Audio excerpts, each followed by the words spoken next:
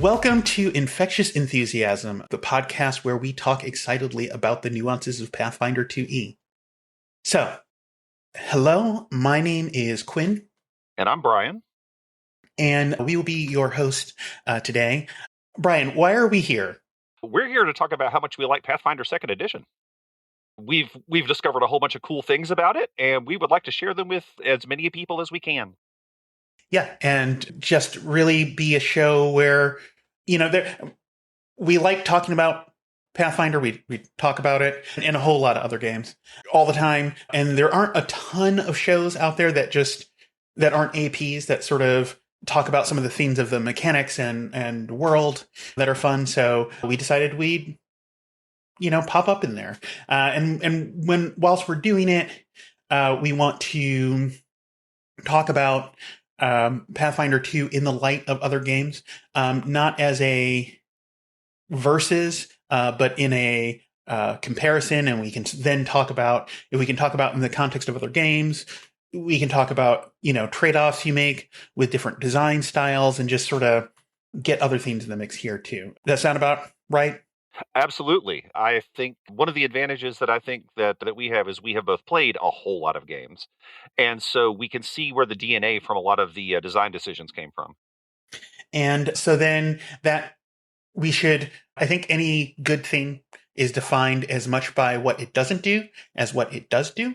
So to that end, what won't we be doing, Brian? I think that we're not going to be bashing other games because, in my opinion, I don't want you to tell me why a game is bad. I want you to tell me why this other game is awesome. How about you? What would you like to not do? There are a lot of beautiful, exquisite about 5e. This is not one of those podcasts. In fact, when it makes sense, we will obviously talk about it. We're not going to twist ourselves into a knot to right.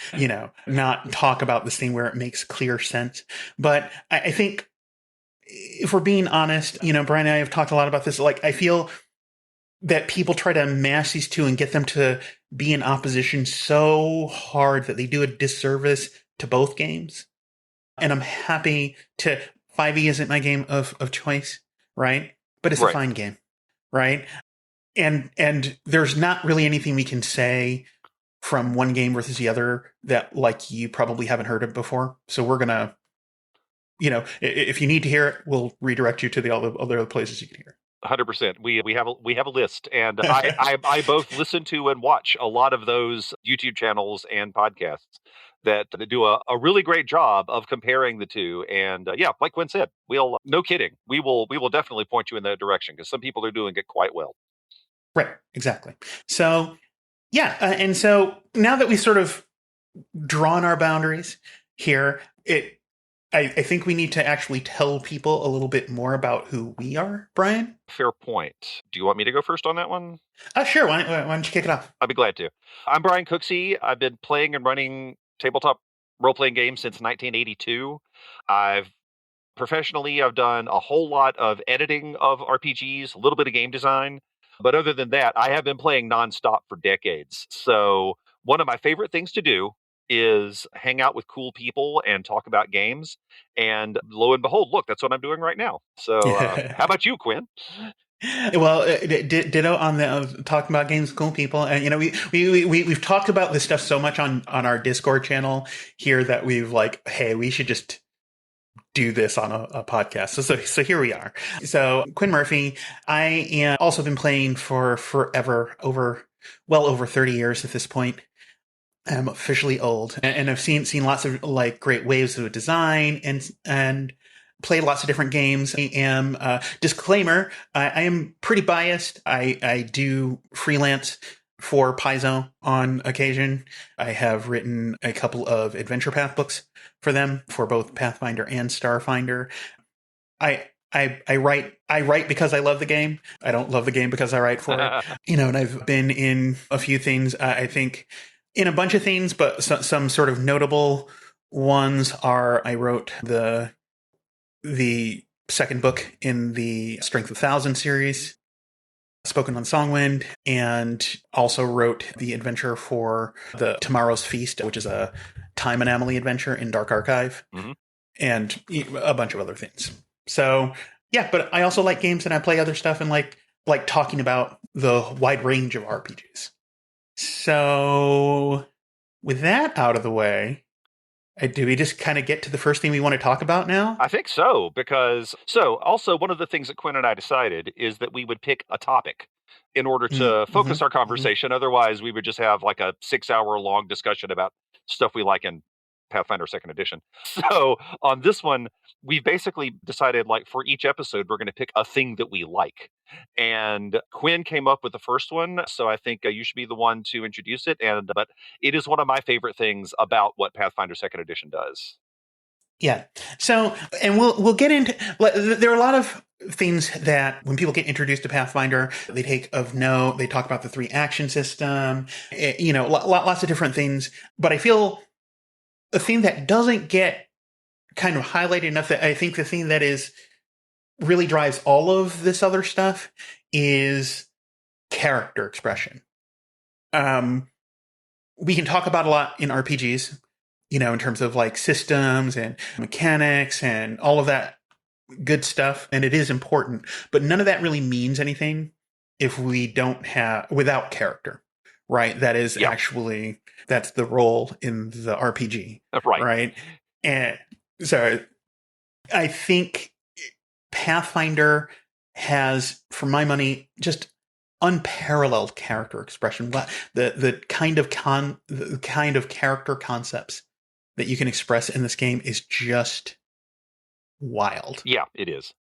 And when I first tried introducing people to Pathfinder, I tried telling them about the mechanics and all the other stuff. And some people are geared to sort of understand it in that way and they're attracted to it, but I find way more success in just pointing them at a character builder like Path Builder and going, hey, why don't you just make some characters because it's pretty easy and intuitive, and then you come back to me 1,000 characters later and you tell me when you want to play.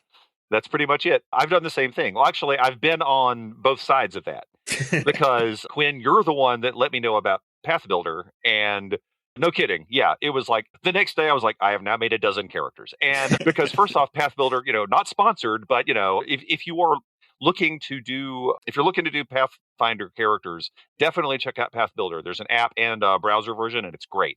But by the same token, I was talking to my wife about it, and my wife has been playing games even longer than I have.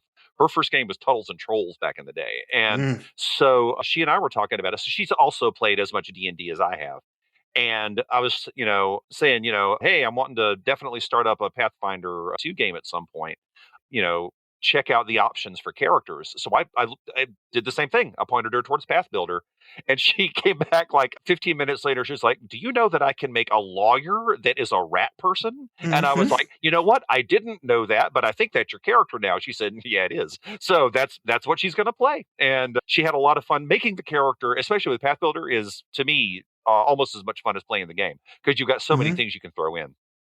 Yeah, it's really interesting how many concepts that you can get that like when you say them they sound crazy and like out there, and they are completely in the rules.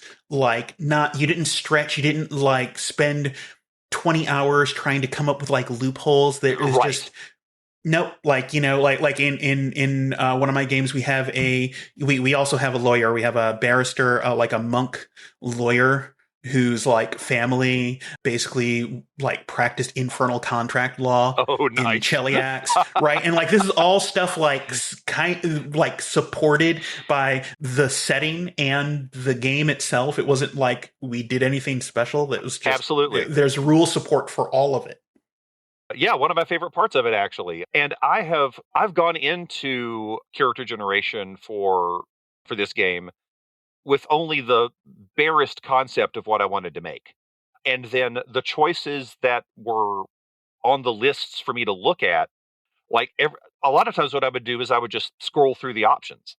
And it's like, oh, you're playing an elf. What kind of elf? And then it would have like 15 different possibilities for, and just the names of some of those would give me ideas of, backstory or stuff that my character could do and ways that I would play it. And I like the way it's structured for exactly that reason. It's one of the first times, in as much as I have been role playing, it's one of the first times that creating a character has actually had a sense of exploration to it, where I didn't Mhm. necessarily know what I was going to end up with. But then by the end of, making a first level character, it turned out to be something really cool that I wouldn't have come up with on my own. I wouldn't have come up with it if those lists hadn't been there. And I've got some examples I can throw out later, but but I think the rat lawyer is one of them. She wouldn't have, she didn't go into it Mhm. saying I'm going to make a lawyer that's a rat person. She didn't. That wasn't Mhm. her plan. But now I cannot wait to run that game. I mean, one of the signs I have a problem, and B, a very, very loving partner, is that like for at least 6 months, I had this thing where like I would make characters in Path Builder before bed, and then I would like rope her into it, and I'd be like, okay, you have to pick and I'd let her pick, your core choices are picking an ancestry, picking a background, and picking a class. Right. And so I'd make her pick like one or two of the things which she would lovingly, patiently do with me, and then I'd pick the other ones that she didn't pick, and then try and come up with some interesting character from it. And they were just, it was like a wild kind of thing. I actually made Listus on Chartopia Right. that is like an ancestry background class mix tool where you just sort of roll Yep. the tool. We should probably put that in the show notes. You can just Already making the note to do exactly that. where you can just sort of like roll it up and then make a character based on those three things. Yep. It's, because it's just fun. And I think in a second, I think we're going to start talking about like other ways to approach character expression. But I kind of want to highlight how Pathfinder is able to do this, or how I see it as something they do. Mm-hmm. And you tell me what you think, Brian. I think the core of it is actually mechanical safety. And what I mean by that is you could, if you were playing, say, back in the old like 3.5 days or Pathfinder first edition, you could totally customize your character out and like do all these, have them dip into 3 or 4 different classes and like pick different things. There was no limit on choices, but there are a lot of choices that are clearly right answers, and a lot of choices that are clearly wrong answers. Actually, I misspoke. There are few choices that are clearly right, and there are a lot that are actually clearly wrong and are traps. Right. And I will say, as having been on the player and game master side of 3.5, which, by the way, is a game I like. I did enjoy 3.5. Yeah, I played a lot of it. Yeah. Having said that, if somebody would, I was never focused on doing things optimally, and neither were any of my players. That's not what we were there for. But because of that, it did cause us, especially me as the game master, I had to do work to make sure that suboptimal decisions didn't kill the Mm-hmm. characters. And that, it was work that I didn't mind doing, but it was still work I had to do. And it was work that it's energy I would have preferred being able to point somewhere else, like, characterizations and other stuff like that for Right. the game. Right. Yeah. I mean, because and that's the thing too. It's like when you know you can make a choice for your character that can limit its effectiveness, then you're like offered this really awful sort of choice, and we're like, hey, I can make this thing that will let me express my character well, but like, do I want to take the hit to, like my character effectiveness, and then it can. And then that can start to snowball. You make one of those choices, you're okay. You make 2 of those choices, ooh. You make 3, 4 of those choices, you're just like, just go fill out your own obituary form at Pretty that much. point, right? And yeah, and you could also get stuck on a path if you were aiming for a specific thing. And I'm not going to go into too much detail here, but I will say that The first thing I tried to make was an arcane archer, and which was a prestige class. And I got locked into certain decisions in order to get to a point, which meant I wasn't choosing things I wanted to do. My goal was choosing them for me. Mhm. And I didn't like that feeling because a lot of the things I had to choose weren't things I had a lot of fun playing. Right. So that was a bummer for me, not to be able to do those things.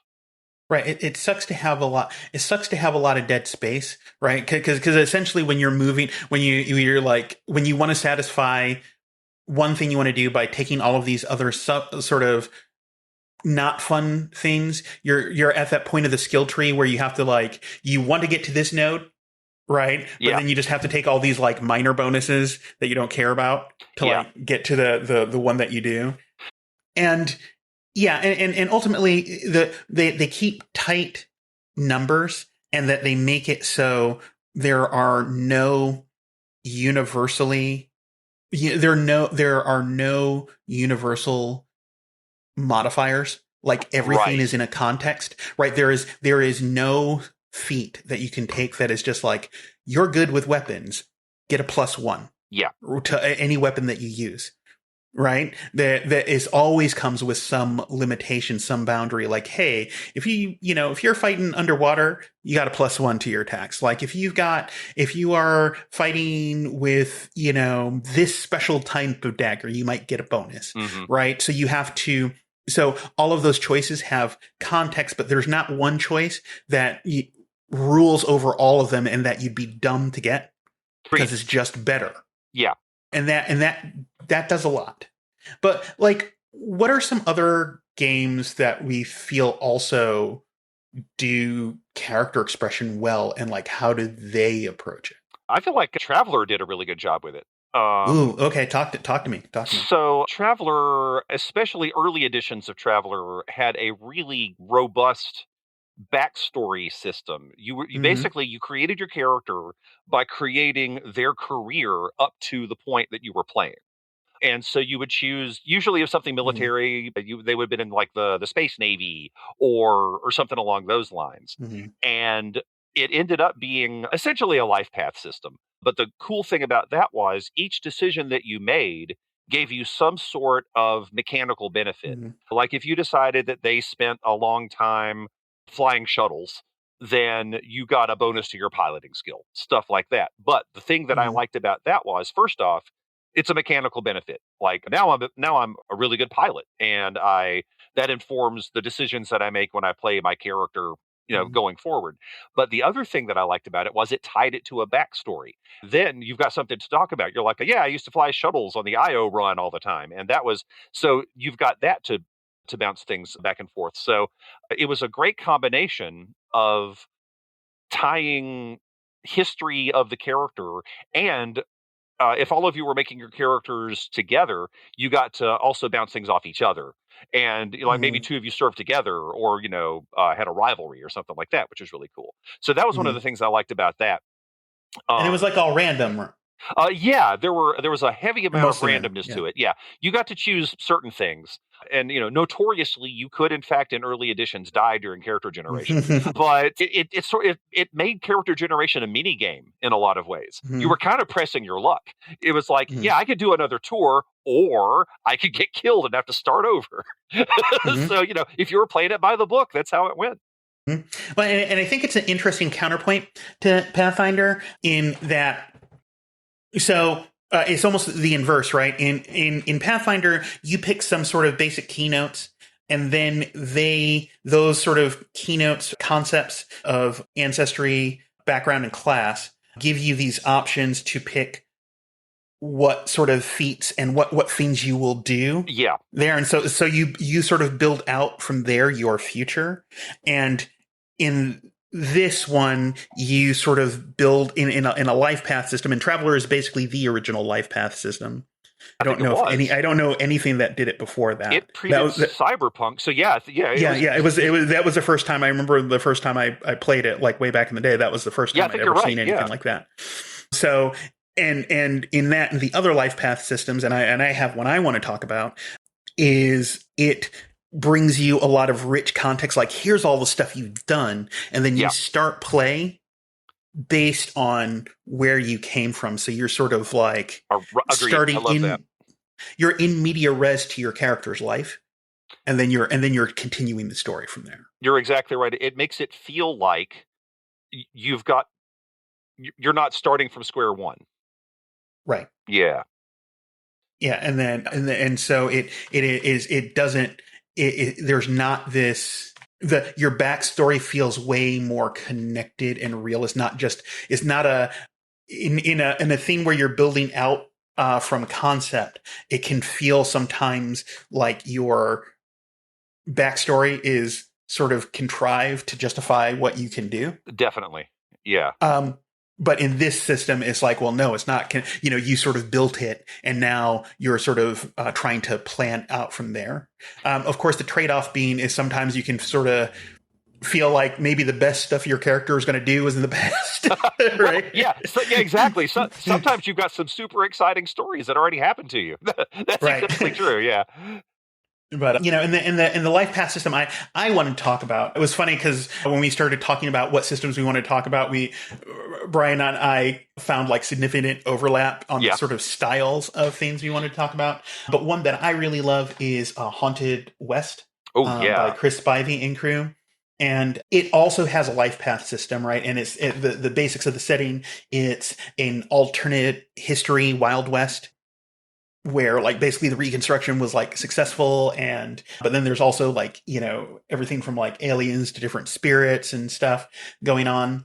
And so in that context you get to do a life path, and then I think one of the things that's like interesting and even different from Traveler is that the book has this rich history. Like it goes and takes like our actual world history post Civil War and then describes it, but then reimagines it in places. So you've got this rich history, which then your life path is embedded within. So you've got even more context and richness to do that. So when you make a character in that, there's like history and all of these great things that really Yeah. go into making your character who they are. So I really love that. I do like that life path Yeah. richness that you And get. Haunted West is such a good game. It is. Yes. And I will say, if you're already a Pathfinder player and you enjoy really big core books, then you need to check out Haunted West because it's even bigger than the Pathfinder core book. Mm-hmm. Mm-hmm. And chock full of Oh, so good. lots of really cool history and stories. Yep. So Yep. definitely worth your time. And I will even say though that Pathfinder in the Game Mastery Guide actually has, for an alternate character creation system, a life path system. Oh, that's right. If you really do need it, they do have it. It's not the core rules, but they do include it, and it's pretty neat.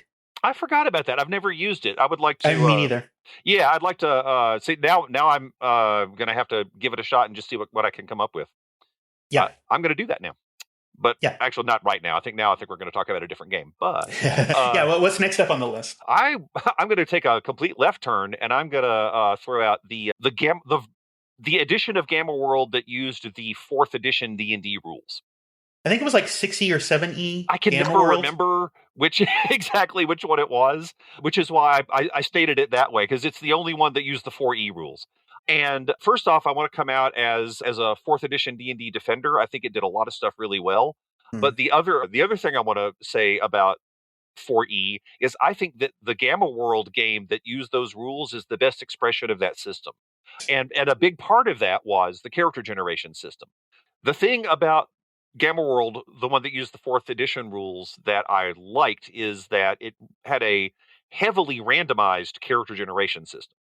And normally I kind of bounce off randomization because this was super randomized. Like it Mm-hmm. randomized if you went through everything, it randomized what kind of creature you were, it randomized your powers. There were even rules in the game for your powers to change partway through. So if you used Mm-hmm. all of that, you were super random. But I made several characters of that, and I both played and ran it. And every time I did, people got really invested in their characters because you you came out of that with a unique character. There was nothing the odds of you rolling up something that was even remotely similar to someone else's character was just were astronomical. And for me, the work I had to do to make all of these weird elements fit together and come up with like a character that, made sense in the world, that process actually connected me to the character. So this is completely the opposite of Pathfinder, where you've got a whole long list of stuff and you're choosing things and fitting them together. With this one, I mean, I guess you could sort of do it with Pathfinder. You could, I mean, like you were talking about with the Chartopia thing, Yeah. you could randomize every part of that, which would be, a task, but you could. But in this case, I think it fits the setting really well because the setting is super gonzo. The setting is you're going to have like a psychic 6 foot tall rabbit with a Mm-hmm. machine gun. And Right. so for me, if you want to talk character expression, this will do it for you. Mm-hmm. And part of that is interesting is that so like inherent in this talk of character expression is one of control, right? And Yeah. what we're talking about with Pathfinder and the life path and this sort of randomized things are varying levels of control at different points of the game, right? Like because the life paths have a lot of like random stuff that you can do. Yeah. And and then this one is all the way random, right? Exactly. And then Pathfinder is there's no real dice rolling happening. It's all choice. You get a lot of control in lots of different variations, but sometimes, like you're saying, it's fun to just go take the wheel, right? Yeah, exactly. And then go, whoa, what did I come up with? Like each character is sort of a piece of art. Yeah. Well put. And then you're like, ooh, I've got like a unique or original one of one. Right. Yeah, but as you have already mentioned, the cost of that is that you're not making many of the decisions. Right. So if you go into it with an idea of what you want to play, you're probably not going to get it. Right, exactly. Like you're when you have something, it's great if you don't want to decide or you have no preconceptions. But when you're like, no, I really want to play this character, it's not. Yeah. That's probably not going to scratch your itch. Yeah, and then I think on the other kind of level of control, moving back towards more control here, I think we'd be remiss if we did not mention Powered by the Apocalypse games. Oh, totally. Yeah. I think the playbook is, the Bakers have contributed a lot of awesome things to gaming, but I have to say, like, the playbook is like one of their coolest contributions to the gaming lore because they're basically kind of like these tropes on a stick. Agreed. Right? Like Yeah. They're like condensed concepts that are that you can go, hey, I'm playing this character, right? And, I'm playing this one, and then they do these moves, right? And these are the kind of ways that they affect fiction. Yeah. Yeah, I have to admit that being an old school gamer, when I initially read Apocalypse World, I bounced off some parts of it Mm-hmm. until I read nearly the whole book. And then I started to grok it because Mm-hmm. I realized what Vince and Meg were doing is they were codifying things that I was already You doing. already. Mm-hmm. Exactly. And once I realized that that's all they were doing, and then I realized how much effort that took off my plate, it was brilliant. Now, getting back to the character generation thing, that's part of it too. As a player, we're talking about choosing some very, very specific things on your Pathfinder character. But the playbook, it's not like you don't have choices to make, but with each thing that you're doing, you have maybe 3 to 6 choices in a lot of cases. And in this case, I'm talking about original Apocalypse World, but a lot of the well done PBTA games do this too. So you've got choices to make. You've got things to make your character different from the other characters. But because you are limited in your choices, I feel like, again, it takes a lot of the cognitive load off of a player when they're making the character, and they can concentrate on other aspects of it. At least that's been my case when I've made Apocalypse World characters. Yes, yeah, it's you don't like you. It is to sort of put it in Pathfinder terms. I think you would in a PBTA character playbook is kind of if you took some of the basic choices that you would make and sort of can them up and then say, hey, really differentiate yourself with this choice here Yeah. and this choice here. Right. And then you sort of you create kind of white space of certain choices, which in themselves are part of, the things that I let you pick are also saying something. That's a very good point. Oh, and that reminds me of another thing that I really like about not every PEA game does this, but Apocalypse World and a lot of the other ones do, where, yeah, you've got a handful of playbooks or, what you might call classes in other games. You've got a Mm-hmm. handful of playbooks to choose from, which maybe going to make it feel like maybe you don't have that many choices until you realize you've got a okay, for a good example, there were a whole lot of people with cars in an apocalypse world setting, but there was only one capital D driver. There's only one Mm-hmm. playbook that's called the driver. And in that setting, you're Mad Max. You're the Mm-hmm. driver. You're not just a guy with a car. You're Right. the only one that can make certain moves. You're the only one that can do certain things. And that uniqueness, that Mm-hmm. sort of protagonization, to use a Forge term, is that clicks for me. Like when I read that, I was like, oh, I get it now. I'm I'm one of the people the movie is about. Now I get it. And to me, Mm-hmm. that connects me to the character. It gives me I end up playing it differently, and it Mm-hmm. gives me some different ideas about what that person would be like.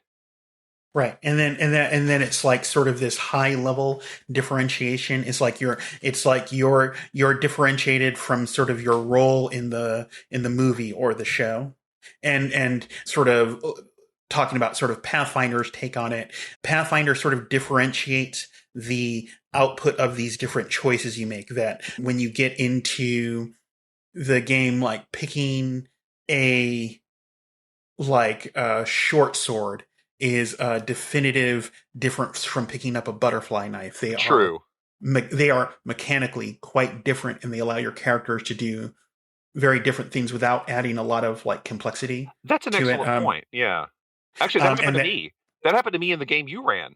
I made a rogue and I decided to make him proficient with a reach weapon, and that completely not only changed the way I did combat, that changed the way I played the character. Because it was like, oh, this is the kind of right, guy that, kind of stands back from things. You know what I mean? Like right. it gave me a different take on not just the way he fought, but kind of the way he lived.